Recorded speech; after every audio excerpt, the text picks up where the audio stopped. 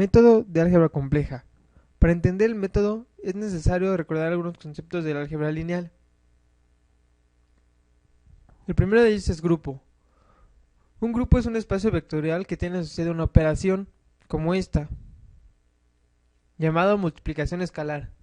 Lo importante de esta operación es que un escalar k puede ser multiplicado por un vector y dando como resultado otro vector multiplicado por el mismo escalar que pertenece al mismo espacio vectorial. Transformación lineal.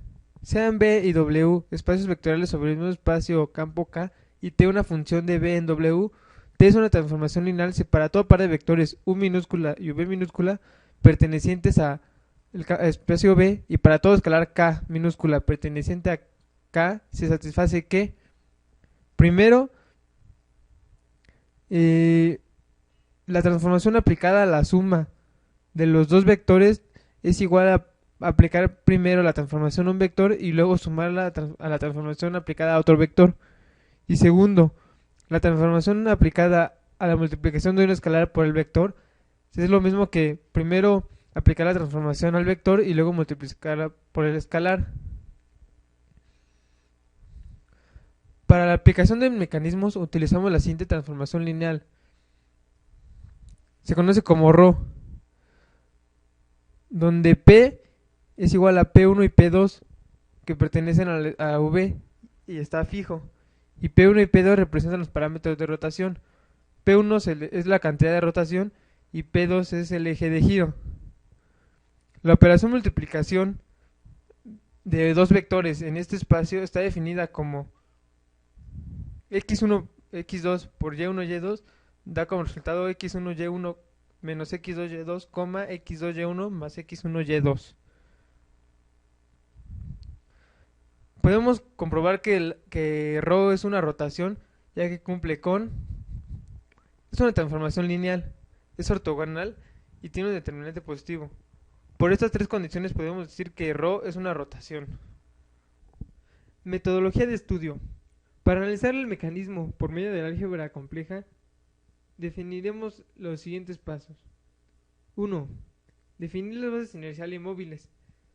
La base global o inercial se define como B igual a E1, E2, que pertenece a V, y se expresa como EJ desde J igual a 1 hasta 2, la cual existe en R2. Para las bases locales, por ejemplo, se establece EJ' desde J igual a 1 hasta 2. Esta base local se le asigna al eslabón 1. Para el eslabón 2 sería EJ' desde J igual a 1 hasta 2. Y para el eslabón 3 sería EJ' desde J igual a 1 hasta 2. Segundo, observar que las bases locales son una rotación de la base global fija. Podemos comprobar que EJ' desde J igual a 1 hasta 2 es igual a una rotación de P de la base global fija. Segundo, observar que las bases locales son una rotación de la base global fija.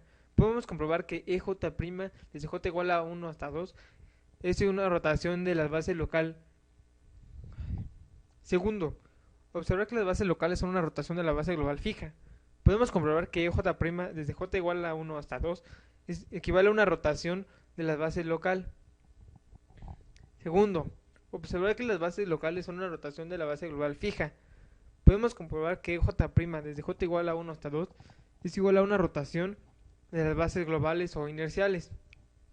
Por propiedad de ortogonalidad, E1' es igual a la rotación de la base E1. Esto equivale a multiplicar P, el parámetro P, por E1. Y esto nos da el resultado como P1, P2, donde E1 es igual a 1,0. El parámetro de rotación P se define como P igual a P1, P2, existente en el espacio B, con P1 igual a coseno de teta 1 y P2 igual a seno de teta 1. Por eso es que nos da el mismo resultado. Tercero, definir una relación matemática, ecuación de lazo, para resolver el problema planteado. Por ejemplo, si tenemos dos eslabones, y recordando que las bases están expresadas en EJ' y EJB', Podemos expresar los eslabones en función de la rotación que presentan desde una posición, como B1 igual a L1 por E1' y B2 igual a L2 por E2', en la que L1 y L2 expresan las longitudes de los dos eslabones y E1' y E2' las bases locales de cada eslabón. Entonces B1 y B2 son los eslabones rotados en forma de vector, es decir, B1 y B2 son vectores que representan eslabones. Análisis de posición. Para el mecanismo mostrado se nos asignan los siguientes datos iniciales. Para este caso, iniciaremos por definir la base inercial como B igual a E1, E2, que para cuestiones prácticas las nombramos como los ejes coordenados X, Y. Y para el eslabón que va desde A a B, asignaremos una base local como B' igual a E1', E2', como se muestra en la figura. Para encontrar el vector que define la posición del eslabón de A a B, utilizamos la relación anteriormente vista, que nos forma vectores que representan nuestros eslabones. Entonces, B1 es igual a R1 por la base local, que sería lo mismo que 30, que es nuestra longitud, la longitud del eslabón, por P1, P2. P1 es el coseno del ángulo phi y P2 es igual al seno del ángulo phi. Esto nos da como resultado 15 y 25.88. Entonces las coordenadas del punto B son 15,25.88. Todo en milímetros. Ahora necesitamos conocer la posición del segmento EB para conocer el ángulo θ1. Para ello, establecemos la ecuación de lazo B5, que es el vector que representa el eslabón EB, es igual a B1, vector que ya definimos anteriormente y representa al eslabón AB, y B2, que representa el eslabón que va desde A a E. B2 no lo conocemos, pero sí lo podemos formar de la siguiente manera. Tenemos R2, que se nos da como dato, y es la distancia que hay entre el punto A y el punto E. Y sabemos que el vector B2 debe tener la misma dirección, pero en sentido contrario de la base E1, que en nuestro caso es el eje de las X. Por lo tanto, realizamos la operación de la multiplicación y nos queda este valor, el cual es la posición del punto E. Ahora podemos formar la ecuación de B5 y reescribirla. Como ya conocemos los datos de B1 y también los datos de B2, pero también es posible establecer una ecuación para B5 por medio de sus bases locales, que son en este caso E1', B' y E2', de la siguiente forma: R5 por la rotación de E1', con Q igual a coseno de θ1 y Q2 igual a seno de θ1. Entonces ya tenemos dos ecuaciones que nos representan al mismo vector, por lo tanto podemos igualarlas. Ahora las separamos por componentes y tenemos que R5 por el coseno de θ1 debe ser igual a 85 y R5 por el seno de θ1 debe ser igual a 25.98. Ahora tenemos un sistema de ecuaciones de 2×2 no lineal, el cual podemos resolver con ayuda de matemática. Dando una breve introducción a matemática, aquí podemos observar cómo se realiza la solución del problema. Primero asignamos nombres o constantes a los datos que se nos dan: R1, R2, R3, R4, phi, N1, que es la velocidad angular de la barra 1, y LU, que es la distancia entre D y el punto de origen por nuestra base inercial. También definimos la operación o la transformación lineal ρ, que es la rotación,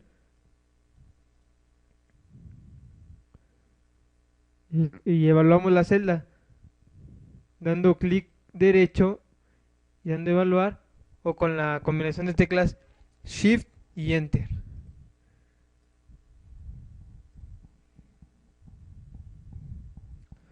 Bueno, para el análisis de posición, aquí definimos nuestras bases inerciales E1 y E2, las cuales son un vector que se forma con dos llaves y entre ellos sus componentes separados por una coma, y los parámetros P1 y P2, que son en este caso el coseno de phi y el seno de phi. Para las funciones en matemáticas debemos escribir la primera letra en mayúsculas, y en el caso de las funciones trigonométricas en corchetes su argumento. También corremos esta celda.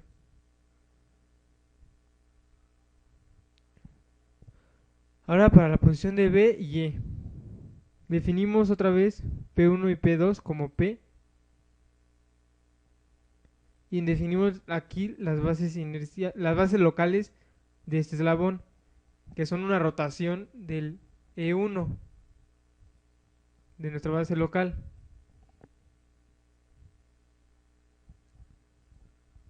Aquí es donde formamos nuestro vector B1, que es la longitud R1 por su base local, que como ya definimos es una rotación de la base inercial. El vector B2 igualmente es la longitud de R2 por el vector. Este vector es el mismo que el de la base inercial, pero en sentido contrario, ya que el vector B2 es colineal con este vector. Y el vector B5, que como ya dijimos es la resta de B1 y B2. Corremos esta celda y nos arroja los datos que ya obtuvimos: 15 y 25.9808, que son la coordenada del punto B, menos 70,0, que es la coordenada del punto E, y 85,25.9808.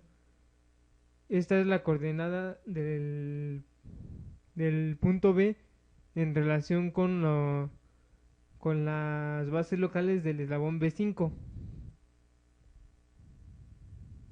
Ahora, para calcular el ángulo del eslabón B5, ejecutamos esta celda. Esta ecuación sale del despeje del ángulo del sistema de ecuaciones planteado en el método, y entonces nos da este ángulo, 16.9961.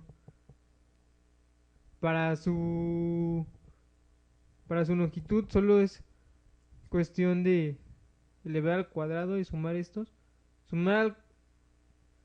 los cuadrados de esto y sacarle la raíz cuadrada, que es de 88.88. Y entonces los resultados que obtuvimos con matemáticas son R5 igual a 88.88 milímetros y θ1 igual a 19.99